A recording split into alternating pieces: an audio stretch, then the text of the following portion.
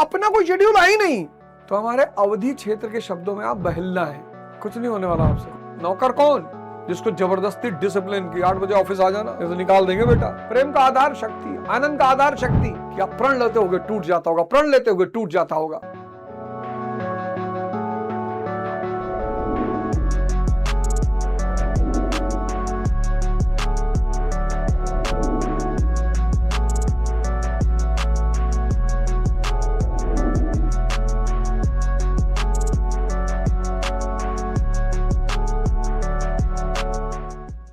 के युग में पुरुष ये भी शिक्षित है और स्त्री भी शिक्षित है, दोनों शिक्षित हैं।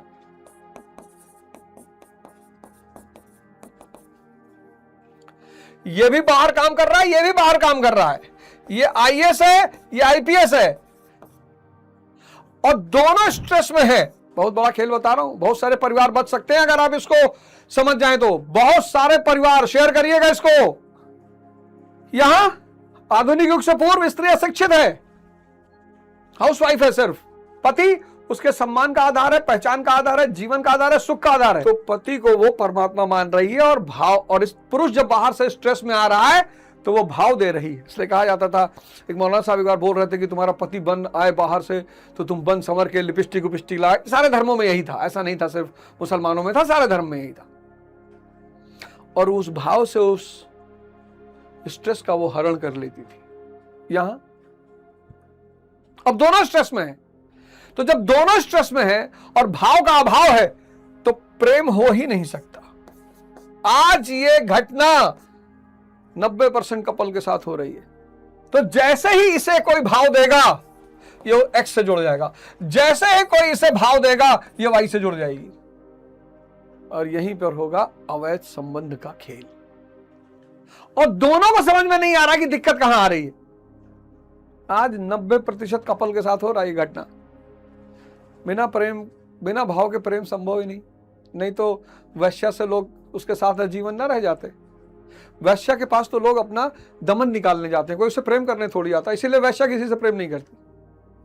काम का ज्वार चढ़ा हुआ है, काम का भाव चढ़ा हुआ है, अब कोई मिल नहीं रहा है तो वैश्या के पास चले गए, अपनी ऊर्जा निकाल आए, फेंक आए, पैसा भी दे आए। वैश्यावृत्ति का मतलब क्या है? अपने काम की शक्ति को पैसा देकर स्त्री के माध्यम से बाहर फेंक देना। कोई भाव में स्त्री के पास, वैश्या के पास नहीं जाता। कोई भी भाव में वैश्या के पास नहीं जाता। इसीलिए वैश्यावृत्ति को अपराध माना गया। कोई भी भाव में वैश्या के पास नहीं जाता।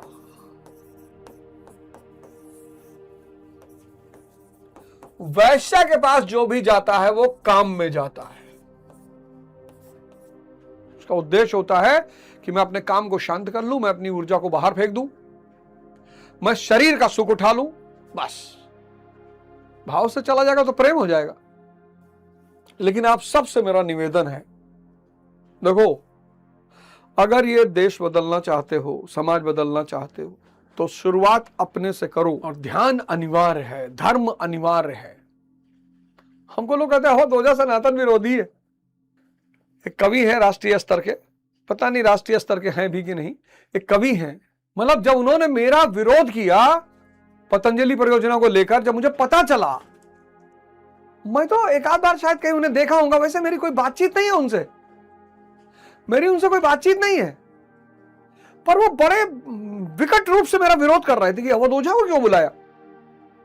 और जब मुझे ये बात पता चली, किसी सूत्र से पता चली, तो मुझे बड़ी दया आई उनके ऊपर कि चाचा, मेरा गुरु बहुत मजबूत है, शराब लग जाएगा, पड़े रहोगे बिस्तर पर 10 साल, अनावश्यक किसी का विरोध क्यों कर रहे हो?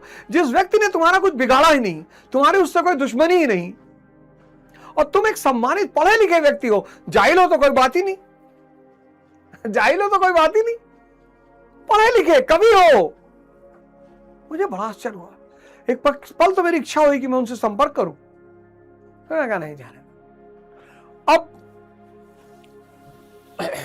मैंने कहा ना कि कभी कभी हमें कुछ चीजें मिलती हैं, हम शायद जान नहीं पाते। पिछले एपिसोड में मैंने आपसे कहा था कि स्कूल हमें 4 चीजें देता है। 4। पहला, डायरी। साहब ये इतनी इंपॉर्टेंट चीज है ना, ये आपके पूरे दिन को शेड्यूल रखती है, पूरे महीने को, पूरे हफ्ते को, पूरे साल को। और जिसके पास शेड्यूलिंग नहीं है वो नौकर है।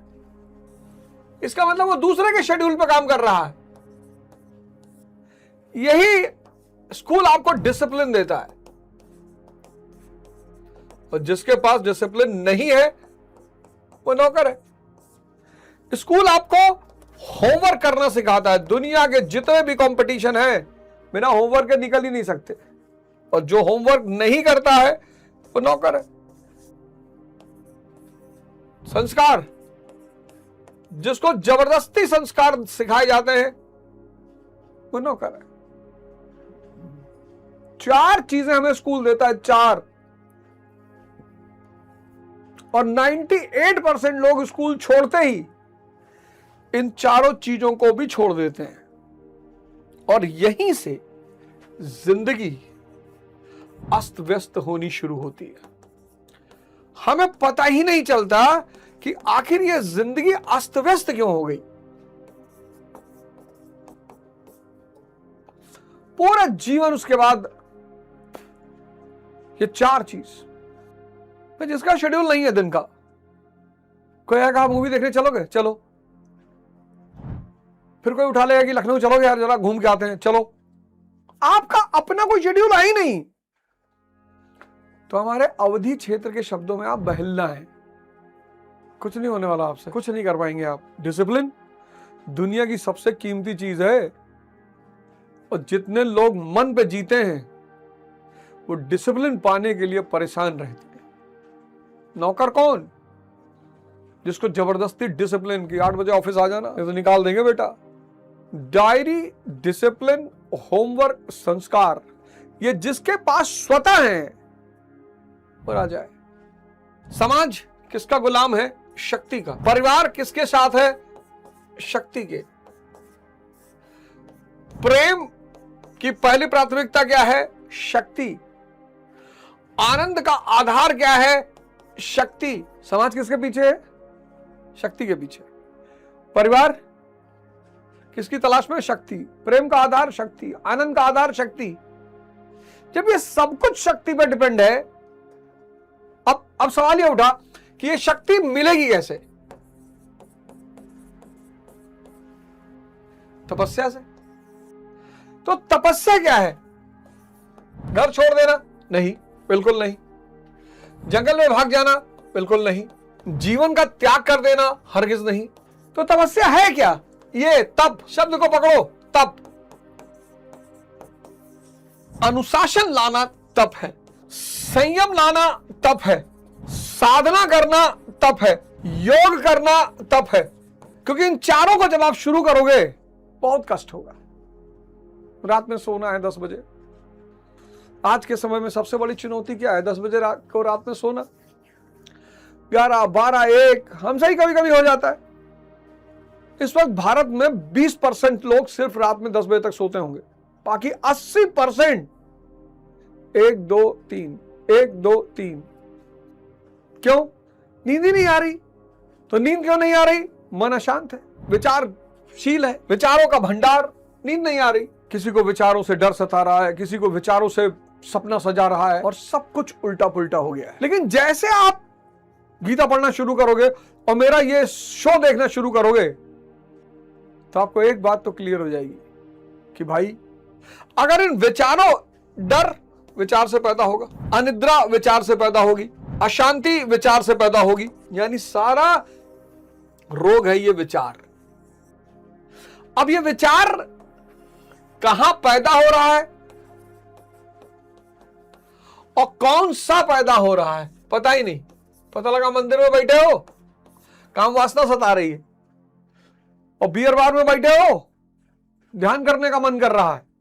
यही तो मन की खूबी है। अब सारा केंद्र हो गया ये विचार। अब यही बात जब पूंजीवाद को पता चला कि विचार रुकने से व्यक्ति को सुख मिलता है, मजा आता है, तो उसने कहा यार कुछ ऐसे ऐसे साधन निकालो कि विचारों को रोका जा सके। तो उसने बहुत पहले, प्राचीन काल से नशा को पैदा किया। क्योंकि जैसे व्यक्ति 20 साल का होता है उसके जीवन में महाभारत शुरू हो जाती है, चुनौतियां शुरू हो जाती हैं। हर व्यक्ति को चुनौती से निपटने का रास्ता नहीं पता होता, हर व्यक्ति के पास कृष्ण जैसा गुरु नहीं होता। तो बहुसंख्यक लोग किसके शरण में चले आते हैं? नशे के शरण में चले आते हैं। नशा आधुनिक समय में, प्रेजेंट समय में इसके कई रास्ते निकाले गए। PVR, beer bar, mall, water park, Disneyland, और इन सब का उद्देश्य है कि आपको क्षणिक सुख देकर आपसे पैसा कमाया जाए। अब कितनी देर बियर बार में बैठे रहोगे?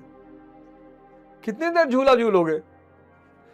कितनी देर मॉल में घूमते रहोगे? कितनी देर वाटर पार्क में रहोगे? कितनी देर मूवी देखोगे? कितना नशा करोगे? फंस गया आदमी। ये एपिसोड 1 लाख करोड़ रुपए का है, समझना। अब सारी जड़ समस्या की यह है विचार, अनियंत्रित, निरंतर गतिमान। भाई जब तुम पहली बार आंख बंद करके बैठते हो तो क्यों नहीं बैठ पाते हो? क्योंकि ये बकबका रहा है। पहली बार जब तुम ध्यान करने बैठते हो तो सबसे पहली चुनौती यही होती है कि तुमको बैठने ही नहीं देता। ये बकबक बकबक किए जा रहा है, बकबक कर रहा है। दूसरी चुनौती तुम्हारे सामने क्या होती है ध्यान में? कि जो दमन तुमने किया है, मान लो सेक्स का दमन किया है, तो जैसे ध्यान करने बैठोगे सबसे ज्यादा सेक्स के विचार आने लगेंगे। पानी के लिए कुआं खोदोगे तो सबसे पहले मिट्टी ही तो निकलेगी, महिला पानी तो बहुत बाद में निकलेगा। जब समुद्र मंथन करोगे तो सबसे पहले विष ही तो निकलेगा। तो जब तुम ध्यान करना शुरू करते हो तो पहला चरण, दूसरा चरण, तीसरा चरण, उलझना, कोई ना कोई मुद्दा लाके सामने खड़ा कर देगा। मम्मी बीमार चल रही है, बड़ी वाली कानपुर वाली बुआ मकान में हिस्सा मांग रही है, इसका मन छटपटाना शुरू कर देता। आपने ध्यान मतलब आपने मन की हत्या का प्रयास शुरू कर दिया है। अब मन तड़पना शुरू कर देता है कि अरे बाप, ये तो गलत रास्ते पे आ गया यार। ध्यान मतलब मन की हत्या का प्रयास। किसी को भी मारोगे तो छटपटाएगा तो है ही है, बचने की कोशिश तो करेगा ही, और वहीं से शुरू होती है तड़पन। और फिर इतना शक्तिशाली बाली जैसा मन ये बचने का प्रयास करता है। इसलिए आप देखो कई बार ऐसा होता होगा कि आप प्रण लेते होगे टूट जाता होगा, प्रण लेते होगे टूट जाता होगा, 4 दिन ध्यान करते हो 15 दिन हो ही नहीं पा रहा है, ग्लानि हो रही है आपको। इसलिए पहले चरण में गुरु से जुड़ना बड़ा अनिवार्य है। कम से कम 6 महीना लगातार वो आपको इसमें डुबो दे और धीमे से आप एक गति पकड़ ले। आधुनिक काल से पहले जो पति था वो सम्मान का आधार था, वो पहचान का आधार था, वो जीवन का आधार था, वो सुख का आधार था। तो स्त्री अपने पति को परमात्मा मानती थी। खुद का सुधार करिए, खुद का, अपने को संभालिए, अपने को बनाइए, जागृत करिए। सब कुछ आप परमात्मा है सर, आप भगवान हैं, लेकिन हनुमान जी की तरह हैं। अभी आपको अपनी शक्ति का अंदाजा नहीं। क्यों? क्योंकि बाल समय रवि भक्ष लियो, आपने बचपन में अपने ज्ञान को निगल लिया है। कभी मुलाकात हो ऐसे लोगों से जो कहते हैं कि कोई सूरज कैसे निगल सकता, उनको जाके समझाइएगा। समझाने से कोई फायदा है नहीं, समझे समझाए लोग हैं सब। जिस दिन इस देश का 50% व्यक्ति धर्म के रास्ते पे चल गया, मुसलमान वास्तविक इस्लाम को समझने लगा, हिंदू वास्तविक हिंदू धर्म को समझने लगा, सिख वास्तविक सिख धर्म को समझने लगा, ईसाई वास्तविक ईसाईयत को समझने लगा, और सब जागृति के रास्ते पे आगे बढ़ गए, देश महान। और देश, समाज, दुनिया सबका फायदा होगा। अगले एपिसोड में आपसे फिर मुलाकात होगी। जय हिंद, जय भारत।